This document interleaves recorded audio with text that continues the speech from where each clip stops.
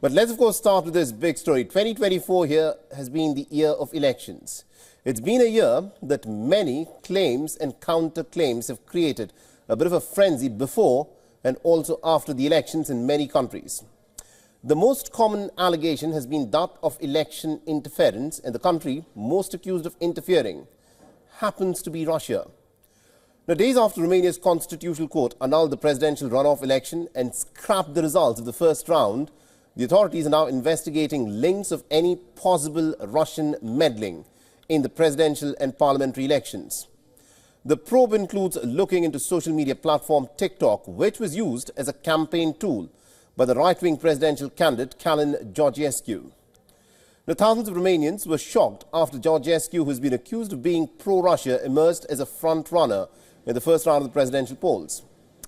In the latest, Romania's President Klaus Iohannis has called for cooperation from member states of the European Union to unite and also to counter Russian interference in their elections.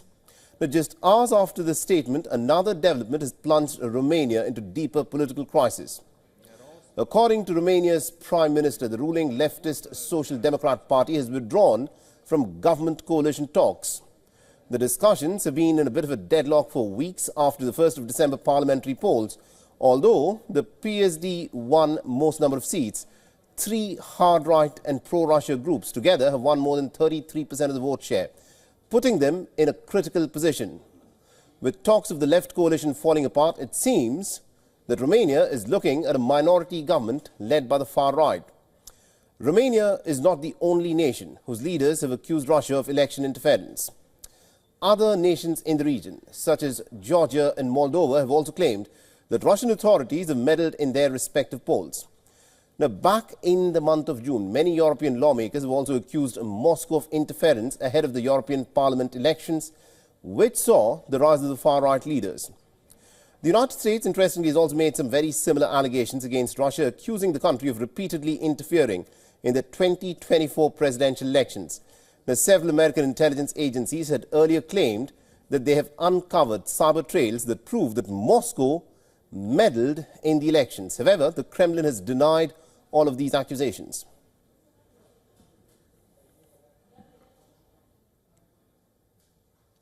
All right, now to give us more perspective on this, we're joined by Mr. Ben Aris, who's joining us from Berlin. Aris is the founder and editor-in-chief of BNE Intelligence News and was formerly the Moscow bureau chief for the Daily Telegraph. He's joining us on this broadcast. Mr. Aris, this is a serious allegation that keeps coming up over and over again. It's not one or two nations that made it. This time round, the incident is from Romania, where they say that Russia has interfered in these elections, and it's apparently being linked to a campaign that was run on TikTok. In your assessment, when these kind of allegations are made, why is it that we're not able to conclusively prove these allegations? And secondly, why is it that Russia cannot be taken to task for interfering in what is essentially an electoral process of a sovereign nation? Russian interference has sort of become a standard part, I think, of all elections, hasn't it? I mean, it comes up again and again in every election, in America, in the UK, in France, in Georgia, and now in Romania.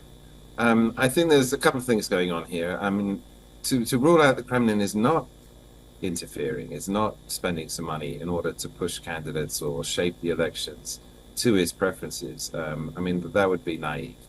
Money goes in to things like social media campaigns. In St. Petersburg, they very famously ran what they called the troll factory, where they had like people working there like 20 hours a day, specifically posting on social media messages that were formed by the Kremlin in order to push things in the direction they wanted to see, in order to back candidates they wanted to see elected.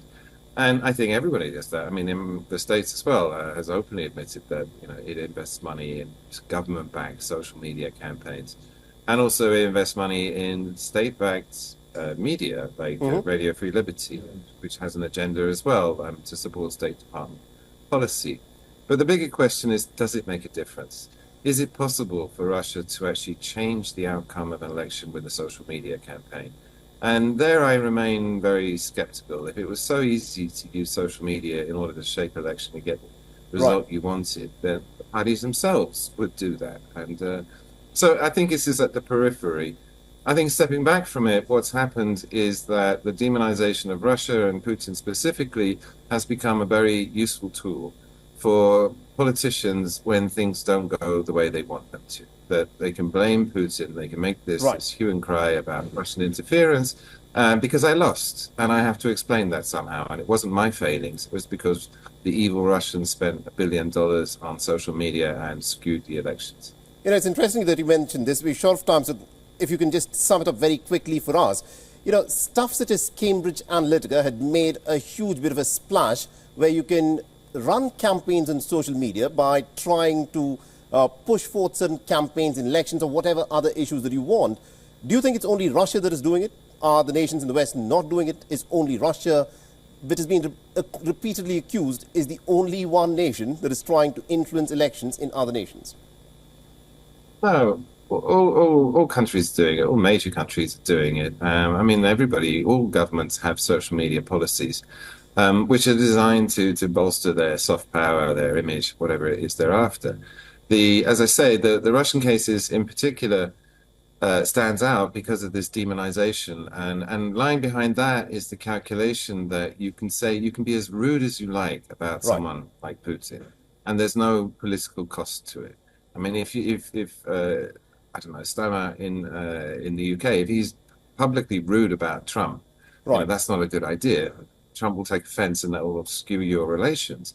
But because people don't value or don't have any political relations with Russia, then they can say what they like, and they can say the most outrageous things, and they do, with no cost. Actually, this is backfire. I mean, it started with Gordon Brown. He was the first one to publicly demonize Putin as part of an election campaign, because it also makes you look tough, because you can say these very strong things like, you know, we will destroy Russia, we will crush Putin, la la la, and you look like a tough man, and that goes down with the voters. But you know, if you were to say the same things about Trump, then you'd screw up the relationship between the UK. There is a cost that is obviously needed to be paid. Thank you very much indeed, Mr. Ben Harris, for joining us and getting us that perspective there from Berlin.